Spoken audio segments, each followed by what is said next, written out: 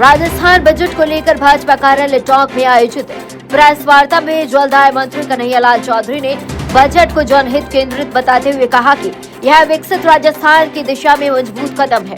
उन्होंने बताया है कि 6.10 लाख करोड़ रुपए के बजट में युवाओं, महिलाओं, किसानों और गरीब वर्ग के सर्वांगीण विकास पर विशेष ध्यान दिया गया है। मंत्री चौधरी ने कहा है कि युवाओं के लिए ब्याज मुक्त ऋण योजनाएं, महिलाओं के लिए लखपति दीदी जैसी पहल, शिक्षा और स्वास्थ्य बजट में बढ़ोतरी तथा 400 सीएम राइज स्कूलों की घोषणा बजट की प्रमुख उपलब्धियां हैं। साथ ही 1.43 लाख पदों पर भर्ती प्रक्रिया और किसानों के लिए ऋण व यमुना जल परियोजना जैसे प्रावधान शामिल है। इस दौरान भाजपा जिलाध्यक्ष चंद्रवीर सिंह चौहान, विधायक राजेंद्र गुर्जर, राम सहाय वर्मा सहित पार्टी पदाधिकारी मौजूद रहे। आज पुलवामा में जो हमारे शहीद हुए थे, आज उनकी बरसी है। सबसे पहले मैं उनको नमन करता हूं और जिन्होंने भारत माँ की रक्षा के लिए अपने प्राण न्यौछावर किए, उनके परिवार वालों को भी मैं भगवान उनको अच्छी ताकत दे। उनको हम सब उनके सहयोग के लिए तैयार हैं। आज आप सबका स्वागत है। आप सब राजस्थान सरकार का जो ये तीसरा बजट जो हमारी सरकार भजन लाल जी की, इसका हमारी वित्त मंत्री दिया कुमारी जी ने पेश किया, इसके बारे में मैं आपको थोड़ा डिटेल में बताऊंगा। ये बजट गरीब, अन्नदाता, युवा और नारी शक्ति को समर्पित बजट है। किसानों के लिए ये बजट है। इसके बारे में मैं तो इतना ही कहना चाहूँगा कि जिस तरह से जो ये बजट पेश किया है और देश के यशस्वी प्रधानमंत्री जी ने जो लक्ष्य दिया कि 2047 के अंदर हम विश्व के अंदर नंबर 1 बने, यहाँ हमें किसान का भला हो, युवाओं का भला हो, हमारे इंफ्रास्ट्रक्चर से लेके हमारी सैन्य ताकत आगे बढ़े, वो सारी चीज़ें इसमें समाहित की गई है। इस बजट के अंदर मोटा मोटा जो पिछला बजट जो 2023-24 में पिछली सरकार ने जो बजट पेश किया था, उससे इस बजट का आकार लगभग 41% ज़्यादा है। और ये बजट हमारा लगभग 6,10,956 करोड़ रुपए का हमने पेश किया, जो पिछली कांग्रेस सरकार के आखिरी जो बजट था उससे 41% ज़्यादा है। और प्रति व्यक्ति आय जो पहले थी उससे बढ़कर 2,02,000 से अधिक हो गई है, जो 23-24 के अंदर प्रति व्यक्ति आय जो उससे 21.15% ज़्यादा ये है। इस बजट में हमने पूरी जो सरकार थी इंफ्रास्ट्रक्चर डेवलपमेंट में जो पैसे पूंजीगत व्यय खर्च करती थी 53,978 करोड़ रुपये प्रावधान किया, जो 23-24 से 2 गुना से ज़्यादा है। क्योंकि कोई भी राज्य का विकास उसके इंफ्रास्ट्रक्चर के बजट से होता है कि पहले उन्होंने क्या विकास किया और हमने क्या विकास किया। तो 23-24 के अंदर जितना उन्होंने जो किया उससे डबल इसमें हमने प्रावधान किया है। चिकित्सा सेवाएं के लिए बात करें तो हमने 32,526 करोड़ रुपए का प्रावधान रखा, जो 23-24 से उससे 53% ज़्यादा। क्योंकि किसी भी राज्य का व्यक्ति अगर स्वस्थ रहेगा तो डेफिनेटली वो राज्य ग्रोथ करेगा। कई चीज़ों के अंदर, चाहे इंफ्रास्ट्रक्चर में हो, चाहे एग्रीकल्चर में हो, वो जो स्वस्थ आदमी रहेगा वो आगे करेगा। उसके लिए भी हमारी सरकार ने लगभग 35% से अधिक इस बजट के अंदर 53% से अधिक इस बजट के अंदर प्रावधान किया है। और इसी के तहत जेके लोन, जो हमारा बच्चा जो पैदा होता है उसके लिए जिस तरह से एसएमएस हॉस्पिटल के अंदर बड़ा जो टावर बना आईपीडी लगभग 1,000 बेड का, उसी तरह से अब जेके लोन के अंदर 500 बेडेड आईपीडी टावर बनेगा, जिसमें बच्चों को तुरंत जैसे आरएचएस में, उसी तरह आरएचएस में 200 बेड के पीडियाट्रिक आईपीडी प्रावधान किया गया है। विशेषकर क्योंकि हमारा शिशु जो भी होता है वो जन्म से कैसे स्वस्थ रहे, किस तरह से आने वाला उसका जो लाइफ है वो कैसे मजबूती के साथ है, इस पर फोकस किया गया है। इसके साथ साथ शिक्षा सुविधाओं का विस्तार की बात करें तो लगभग 59,000 करोड़ रुपए का प्रावधान किया, जो 23-24 से 35% अधिक है। एजुकेशन लो, स्वास्थ्य लो, इंफ्रास्ट्रक्चर लो, हर सेक्टर में हमने लगभग डबल से ज़्यादा हमने इस बजट में प्रावधान किया। और इसी के तहत अच्छी क्वालिटी की एजुकेशन का जो लक्ष्य देश के प्रधानमंत्री जी ने लिया, उसी के तहत यहाँ लगभग 400 स्कूल को सीएम राइज विद्यालय के रूप में क्रमोन्नत किया जाएगा। यानी लगभग एक ब्लॉक के अंदर, एक विधानसभा के अंदर 2-2 स्कूल ऐसे लगेंगे जिनके अंदर जो आधुनिक पढ़ाई हो, एआई की पढ़ाई हो, जो आज दुनिया के साथ चलने हो, इन स्कूलों का भी हमने चयन करने का इस बजट में प्रावधान किया। और राज्य की कोई भी समृद्धि होती है तो एग्रीकल्चर से होती है, क्योंकि हमारा देश कृषि प्रधान देश है। इसके लिए भी हमने कृषि बजट में 1,19,408 करोड़ का प्रावधान किया है। ये पिछले साल से लगभग 7.59% ज़्यादा जो पिछला जो बजट था इसे, और ये हमारे राज्य की जो जीएसडीपी है उसका 5.5% है।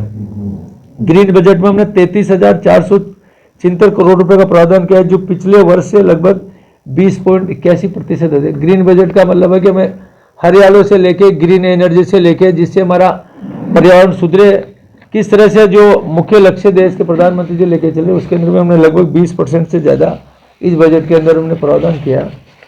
कांग्रेस सरकार में भी कुछ नगर पालिकाओं का नहीं बनाई गई।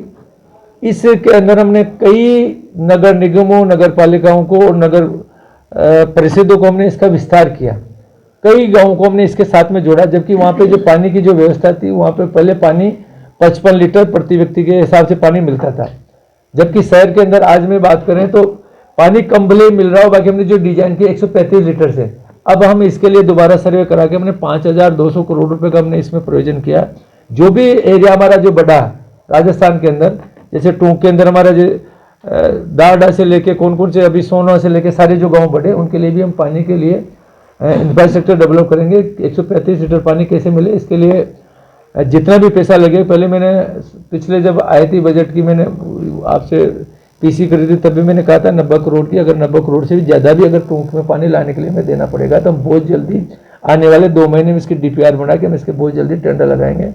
पानी हम इसरदा के अंदर बेक में जहाँ पे पानी बढ़ता है वहाँ पे हम ओपन वेल्स बनाएंगे। ओपन वेल्स बना के यहाँ से फिल्टर प्लांट बनाएंगे।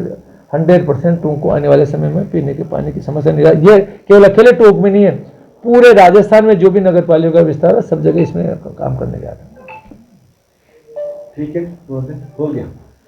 चलिए मान लीजिए इस बजट के अंदर भी हमने इंफ्रास्ट्रक्चर में काफ़ी कुछ, मैंने बताया कि लगभग 40% से ज़्यादा हमने इंफ्रास्ट्रक्चर में अभी हमने इसमें लिया है। रही बात आपने बताई कि कल्याण जी और केकड़ी से लेके जो रोड निकल रही है वो 4 लेन क्यों नहीं है, उसका मान्य न्यायालय के अंदर जो वहाँ पे जो टोल ले रहा था, जो कॉन्ट्रैक्टर था, उसको हमने फ्री भी कर दिया था पिछली सरकार के अंदर। माननीय अशोक गहलोत साहब ने उसको 400 करोड़ रुपए देकर उसको फ्री कर दिया था। वो कोर्ट के अंदर आया, उसने क्लेम किया कि बीच के अंदर जब वसुंधरा जी ने 13 से 18 में जब टोल हटाया था, उसका मेरे को क्लेम 700 करोड़ का बनता, जबकि वो उससे ज़्यादा क्लेम वो पहले ले जा चुका। फिर भी उसके लिए हम परीक्षण कर रहे हैं। उसमें ये डायरेक्शन दे रखा मानने लाने कि इस रोड के ऊपर दोबारा कोई भी 4 लेन नहीं किया जाए। इसके ऊपर ज़्यादा से ज़्यादा कोई उसका मेंटेनेंस हो, मेंटेनेंस कर सकते हैं। उसमें हमारी सरकार पूरी AAG से लेके जितना भी न्यायालय के अंदर हम कर रहे हैं 100% वो रोड 4 लेन बनाएंगे। ऐसा नहीं है कि हम नहीं बनाने, बाकी उसके लिए लगभग 2,000 करोड़ रुपए की हमारी डीपीआर भी बनकर तैयार पड़ी है। मुख्यमंत्री जी इसमें काफ़ी चिंतित है। बाकी जहाँ न्यायालय की बात आ जाती है तो उसका जब तक नहीं होगा उससे पहले हम कर नहीं सकते। रही बात, आपको मैंने पहले भी बताया था कि रेल की जो बात बता रहे 100% टोंक रेल से जुड़ेगा। इसके लिए हमने माननीय रेल मंत्री वैष्णव साहब से भी हमने बात करी है। डेफिनेटली कोई भी ऐसा क्षेत्र नहीं बचेगा जिसके अंदर जब पूरा देश आगे बढ़ेगा तो टोंक जिला भी उसके साथ साथ उस गति से आगे बढ़ेगा, कोई कमी नहीं रखेगा। तो टोंक शहर में 2 दिन में पानी आ रहा है और वो भी अपर्याप्त पानी है, क्या इसरदा से टोंक को पानी मिल पाएगा?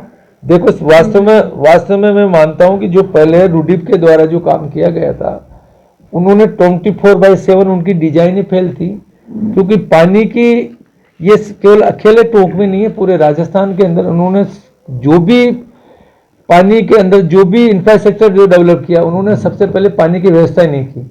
अगर आप 135 लीटर के हिसाब से 24/7 बाइक की अगर कोई डिजाइन कर रहे हो, लाइनें डाल रहे हो, तो आप जहाँ से पानी आ रहा है उसमें डिजाइन में तो 135 लो। वो लाइन तो आपको बिसलपुर से जो राजमहल से आ रही है वो लाइन तो उस हिसाब से डिजाइन करनी पड़ेगी, वहाँ से क्वांटिटी उतनी तो लेनी पड़ेगी ना। इन्होंने इसमें नहीं लिया, डेफिनेटली इसमें मिस्टेक थी। मैंने पहले भी कहा, इसके लिए मैंने खुद ने सर्वे कराया, इसको मैं खुद देख रहा हूँ, क्योंकि टोंक जिले के अंदर रोजाना आप लोगों के पास आना पड़ेगा। आप बार बार ये क्वेश्चन मेरे पास आएगा, तो ये पहले से ही मेरी प्रायोरिटी में 100% 135 लीटर के हिसाब से आने वाले साल भर में से पहले हम इसका काम करके आपको देंगे। थोड़ा वो समय लग सकता है, बाकी हम बहुत जल्दी इसके टेंडर लगाने वाले हैं। हमने इसमें प्रोविजन ले लिया और इसरदा से पानी लेंगे। आपने माना कि 400 करोड़ का जो हमारा प्रोजेक्ट है रूडीप का टोल पे, इसमें बड़ी टेक्निकल गड़बड़ है। बिल्कुल 100 अब क्या होगा इस कंपनी पर, ये कार्रवाई होगी? क्या कार्रवाई? 100% जो कंपनियां जब तक हमारे पास में हमने न तो हमारे पीएचडी विभाग ने अभी तक हैंड ओवर नहीं किया इसको।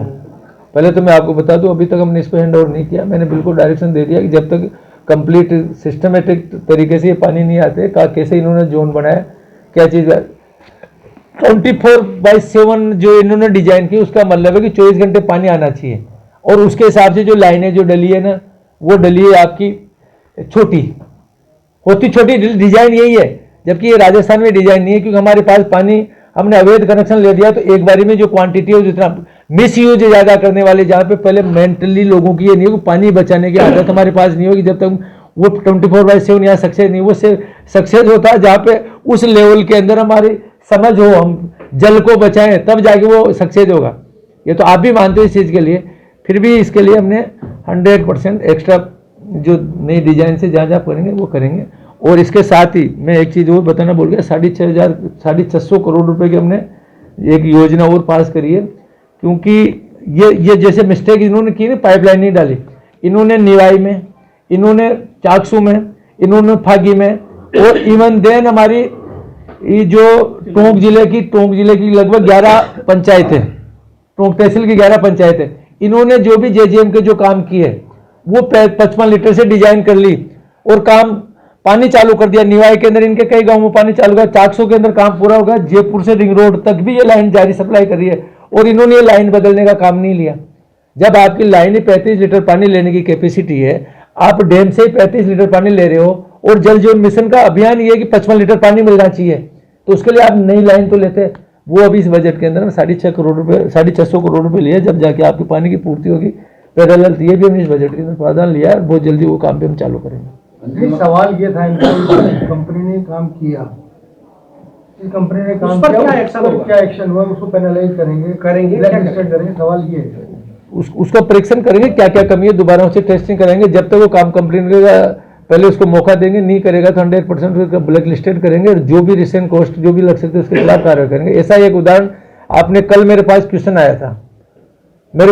आया था कि साहब जल जीवन मिशन में घोटाले में क्या क्या किया। इसके साथ ही जो जयपुर के अंदर जो पानी के लिए जो फिल्टर प्लांट बनाया था, 180 करोड़ रुपए पिछली सरकार में दिए थे, और वो 2 साल पहले कंप्लीट हो गया था, और अब तक वो पानी कंप्लीट का मतलब काम चल रहा था। वो पानी अभी भी 216 mld की बजाय 120 mld की बजाय कार्यचरण बनाया था। डेफिनेटली उसके अंदर टेक्निकल मिस्टेक थी, वो कॉन्ट्रैक्टर पूरी फिल्टर नहीं कर पा रहा। उसका हमने परीक्षण करने के लिए MNIT जो इंजीनियरिंग की सबसे बड़ी जो हमारे टेस्टिंग करने वाली, डिजाइन चेक करने वाली जो जयपुर में, उससे हमारी रिपोर्ट फाइनल आने वाली। नहीं आएगा तो कॉन्ट्रैक्टर को खुद को वापस दोबारा बनाएंगे, वो चल रहा है। एक्स्ट्रा जितना हो रहा भैया तो बना, जितने भी पेनल्टी लगाएंगे उससे पहले हम कोई फाइनल नहीं करें। ये डेफिनेटली पहले कमी है कि कहीं ना कहीं मॉनिटरिंग प्रॉपर नहीं कर पाए। ये जो चीजें दिख रही है आज जल जीवन मिशन के अंदर, घोटाला क्या है? घोटाला ये हो गया हमारे पास में हमने आपको पत्थर लगा दी, और पत्थर लगा के झूमने के तो बैठा दे, हमारे पास सामान ही नहीं है। चाहे आपका टूंका ले लो, चाहे 400 का ले लो, पूरे राजस्थान के अंदर जगह पर इन्होंने टूटा खड़ी कर दी और पानी की व्यवस्था नहीं की इन्होंने।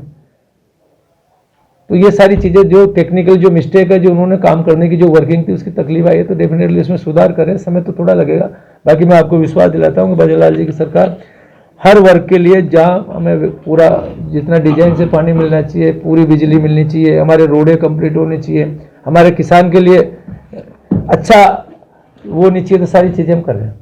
जो भी अधिकारियों से बात करके जो सुविधा हो सकती है मैं मुख्यमंत्री जी ले जाके इसके लिए जो बजट देना पड़ेगा, स्वायत्त शासन मंत्री मिलकर 100% उनकी फैसिलिटी भी डेवलप कराएंगे, और क्या टेक्निकल प्रोवाइडर सोल्यूशन कराएंगे।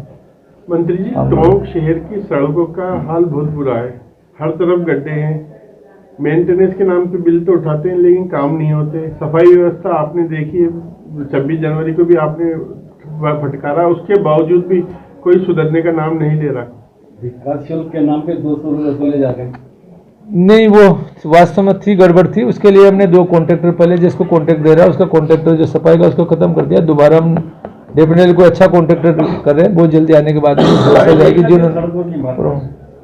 नहीं, सफाई की भी बोली नहीं, सफाई की बोली, सड़कों के अंदर जहाँ जहाँ कमी है वो करेंगे। नए टेंडर लगा रहे हैं नगर परिषद के अंदर, जहाँ जहाँ भी आ रही है उसके एस्टिमेट बनाने के लिए बोल दें। बहुत जल्दी सारी टोंक शहर चमकेगा।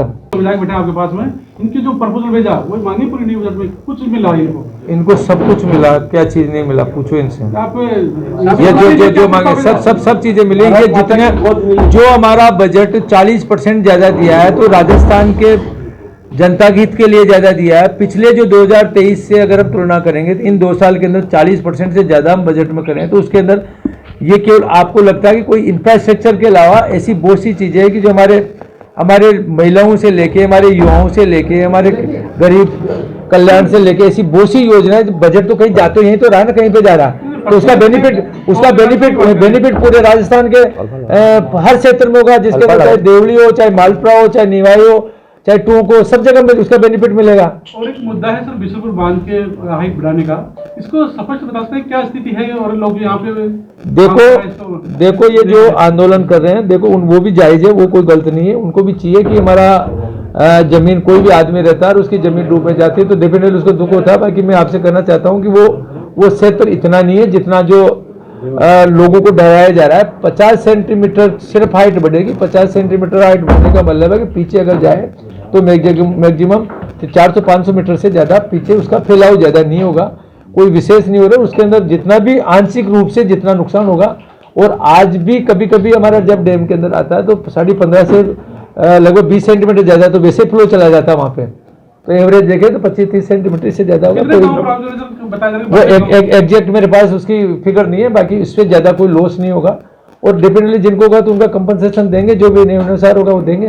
सर, नरेश मीणा ने आरोप लगाया गाद के नाम पे बजरी बेची जा रही है, गाद निकालने के नाम पे सरकार से पैसा भी ले रहे हैं और ये बजरी बेची जा रही है, और सीधे तौर पे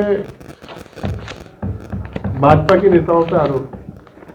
देखो ये सब चीज़ें नरेश जी से पूछो क्या चीज़ है, वो तो आपको तथ्य देंगे कौन सी गाद बेची जा रही है, क्या नहीं बेची जा रही है। बाकी इतना जरूर है कि राजस्थान के विकास के लिए जहाँ पे कोई बजरी की डिमांड पड़ती है तो वो कहीं ना कहीं जो स्रोत होते हैं उन्हीं से ली जाती है, उसका बाकायदा रॉयल्टी दी जाती है, उससे नियमानुसार ली जाती है। फिर भी कोई ऐसा लगता है तो उन्हीं से सवाल करो, वो अपना आप बताएंगे कौन सी चीज़ आ रही है।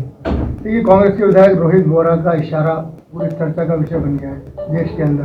विधानसभा के कैमरों के सामने उन्होंने जो इशारा किया उसको लेके पवित्र सदन के अंदर बैठ के चर्चा करना, वहाँ पे पूरे राजस्थान की 8 करोड़ जनता जो देखती है, विश्वास करके जाती है कि हमारा जनप्रतिनिधि वहाँ बैठ के हमारे कल्याण के लिए काम करेंगे, और वहाँ हमारा चरित्र से लेके, हमारे आचरण से लेके कोई ऐसी चीज़ लगती है और उसमें कोई लगता है तो डेफिनेटली गलत है। उसके अंदर हमारे अध्यक्ष जी ने व्यवस्था दी है, उस पर चर्चा करेंगे कि जो भी चीज़ होगी वहाँ विधानसभा की बात है वो चर्चा करेंगे। जयपुर में 2 विधायकों की टकराहट अमीन कागजी साहब के बालमुकुंदाचार्य जी की देखने को मिल रही है मजार को लेके, और अब तो सुनने में आया कि बालमुकुंदाचार्य जी को धमकी दी। अब बालमुकुंदाचार्य जी, अमीन कागजी, वो उनकी टकराहट आज नहीं, रेगुलर चलती है, चलती रहेगी उनकी। वो तो दोनों के, वो तो मेरे को लगता है उनकी दोस्ती है, किसी को पता नहीं लगा कानून व्यवस्था, वहाँ कोई कानून व्यवस्था कोई उनकी दोस्ती नहीं उनकी। ठीक सर। ये एक किरोड़ीलाल जी ने एक पर्ची भेजी डोटासरा जी को, वो चर्चा का विषय बनी हुई है। ऐसा कुछ तो नहीं, ये पर्ची क्या है? सबका मकसद एक होता है, चाहे कांग्रेस हो चाहे बीजेपी हो, सबका मकसद तो एक ही है कि हम किस तरह से राजस्थान की जनता का ध्यान रखें। कोई चीज़ ऐसा कुछ भी नहीं। किरोड़ी जी लेकिन वो घोटाले खोल रहे हैं, किरोड़ी जी घोटाले खोल रहे हैं, अब एक और खोल रहे तो कार्रवाई भी हो रही है। घोटाले खोलनी चाहिए, जनप्रतिनिधि की ड्यूटी यही है, हम सबको काम यही करना है। आपकी सबसे ज्यादा ड्यूटी चौथा स्तंभ आपको, आप ही बताते, उसके ऊपर हम भी एक्शन लेते करना ही चाहिए, नहीं तो